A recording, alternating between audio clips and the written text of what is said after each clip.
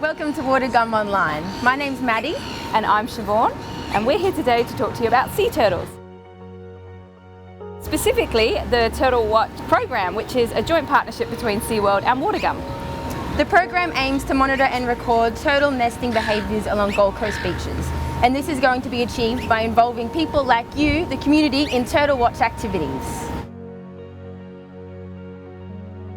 Extensive research on sea turtles is underway across Queensland, though there are some knowledge gaps when it comes to understanding their habitat use and nesting behaviour within the Gold Coast region. This is why your involvement in Turtle Watch is important. All the information that is collected through this program is uploaded to the City of Gold Coast Flora and Fauna database, as well as being submitted to the Queensland Turtle Research Database, TURT data. Sea turtles are marine reptiles. They have existed for over 100 million years. They are adapted to live in the ocean, but they do come ashore to nest. There are 7 species found worldwide, and they are found in every ocean except the Arctic and the Antarctic. 6 of these are found in Australian waters. These include the loggerhead, the green, hawksbill, olive ridley, flatback, and leatherback. The flatback is actually endemic to Australia, meaning it's only found nesting in our territory. Not many people know that we do still have sea turtles nest on Gold Coast beaches. Over the last 10 years, we've had multiple nesting events, usually found up on Main Beach, so our darker areas of beach, so Main Beach, down Tugun, Palm Beach, and Talabudra. The life cycle of sea turtles is really unique in that they utilise both the marine and terrestrial environments to fulfil different stages of their life cycle. Let's start with adult sea turtles. So depending on the species, sexual maturation occurs usually around 30 years of age.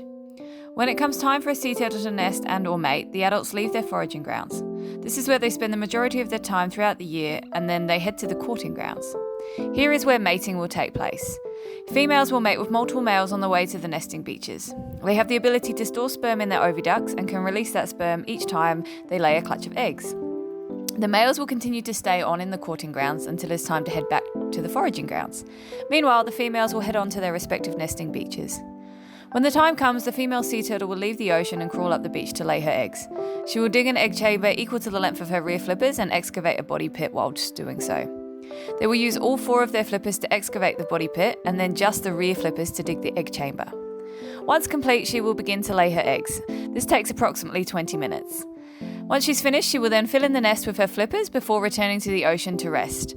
The next set of follicles will then start to develop and she will release some of the stored sperm to fertilise them. This process normally takes about 14 days.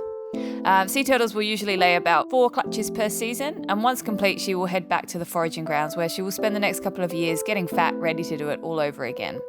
Eggs take approximately 60 days to incubate.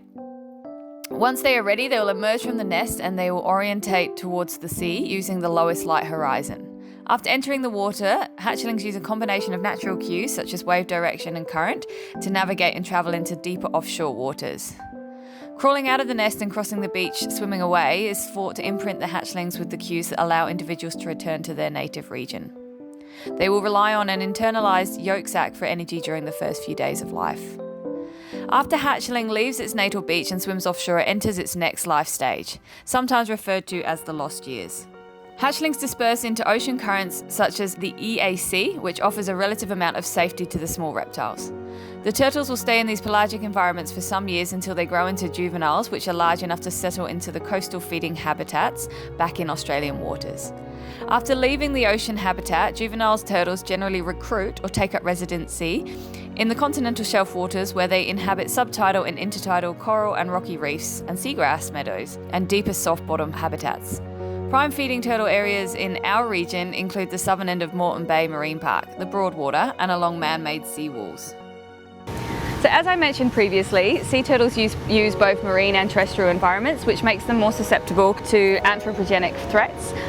So we obviously here at SeaWorld have many rehab turtles. These are all our beautiful rehab turtles. A lot of the issues that we see are around boat strikes, fishing line ingestion and entanglement, and floating syndrome. Now, floating syndrome is usually attributed to things like foreign body ingestion, whether that be fishing line or plastics, and it can also be linked to parasites that sea turtles get, and that can be linked to poor water quality. You can see Nubby down here behind me.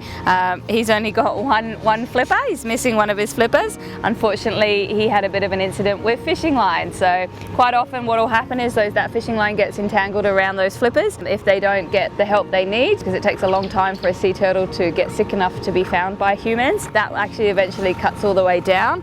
And unfortunately, just like Nubby here, went all the way through and he actually lost his flipper. So sea turtles can survive quite well with 3 flippers.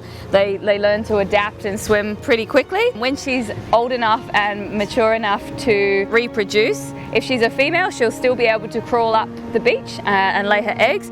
But if Nubby is a boy, it'll be a little bit difficult with one flipper to mate, because the male turtles actually use those front flippers to grab onto the female.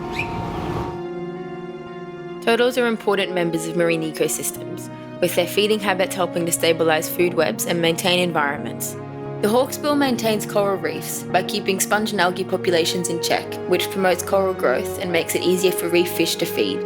While the green sea turtle, alongside dugongs, play an important role in encouraging seagrass growth, with their grazing increasing the meadow's productivity. Turtles help recycle nutrients within their environment, making them available to an array of marine animals. They also assist in cycling nutrients from the water to land through materials left over from nesting activities. As climate change and other anthropogenic pressures threaten marine environments, it is important that animals like the sea turtle can continue to play their role within the ecosystem. There are many ways day to day that you can help sea turtles.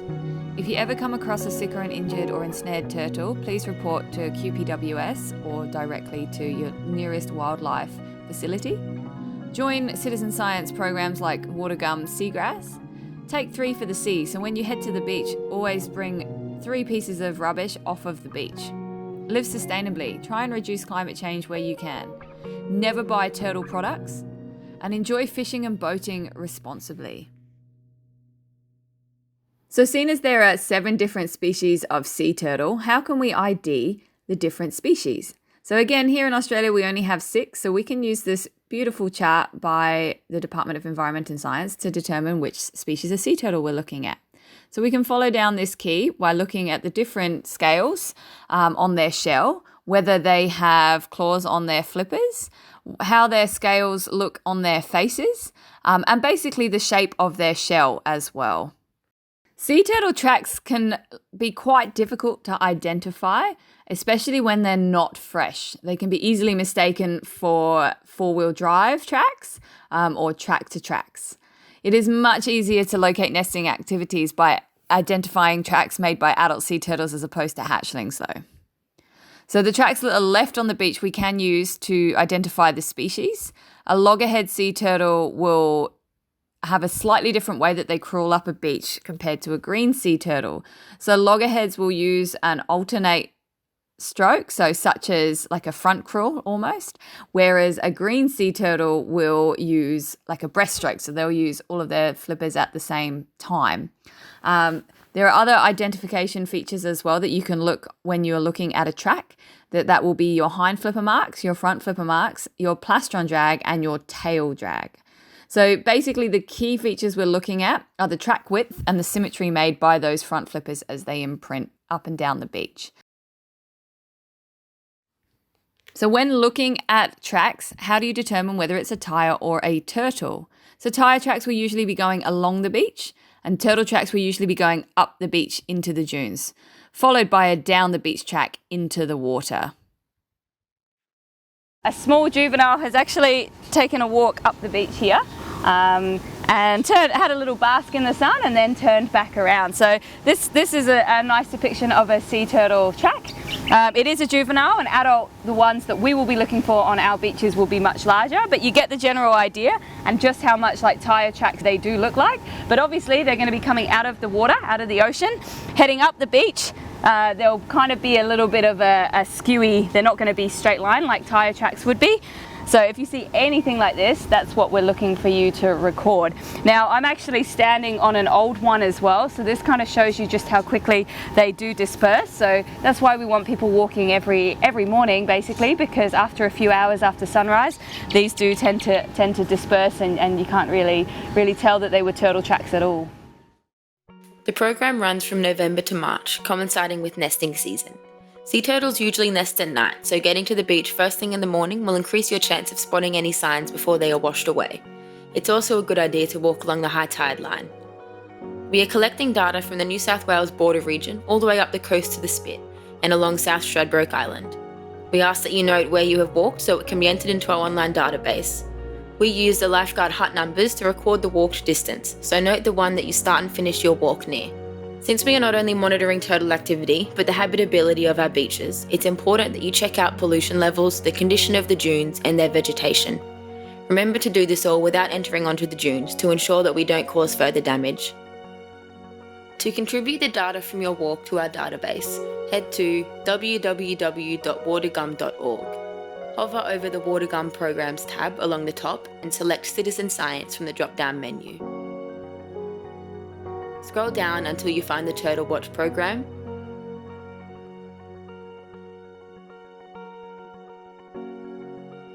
The data sheets are then found at the bottom of the page.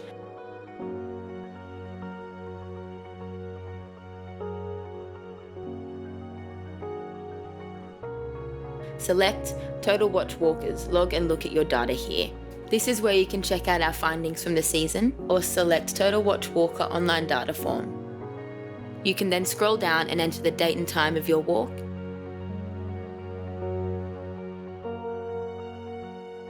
Provide your initials and select the lifeguard towers you walked past.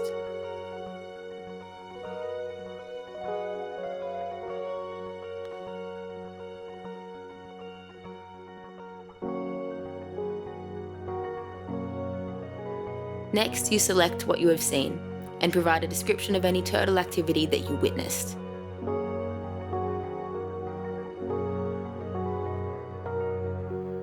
If you have seen tracks, record the condition of the dunes in that particular section of the beach.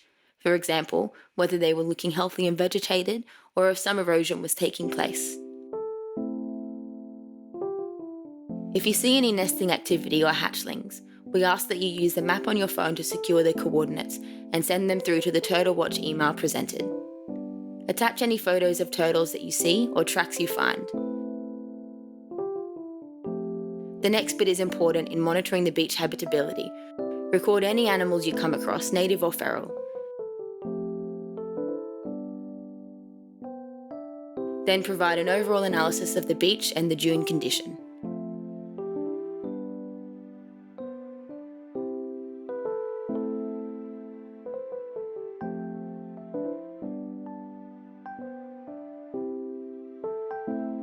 Don't forget to record the pieces of rubbish that you collected for Take 3 to the sea.